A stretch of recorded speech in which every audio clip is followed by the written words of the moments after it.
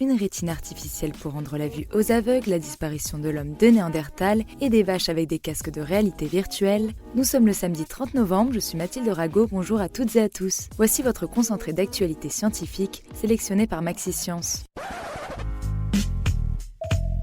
La différence entre l'homme des cavernes et nous, c'est le résultat de la science.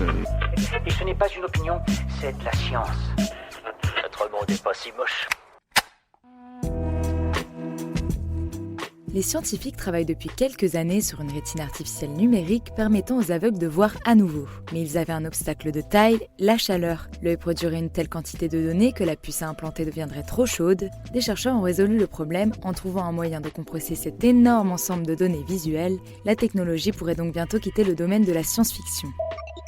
Il y a 14 000 ans disparaissait l'homme de Néandertal. L'Homo sapiens a longtemps été désigné comme le responsable, mais pour une fois, nous ne sommes pas responsables de l'extinction de cette espèce. Du moins, pas entièrement. D'après une étude, ce sont les propres dynamiques internes de nos cousins, les hommes de Néandertal, comme des fluctuations démographiques ou de la consanguinité, qui auraient conduit à leur perte.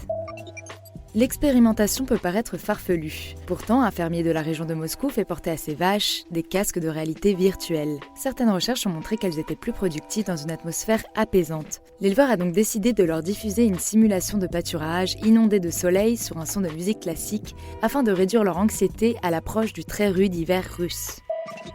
La naissance est particulièrement rare.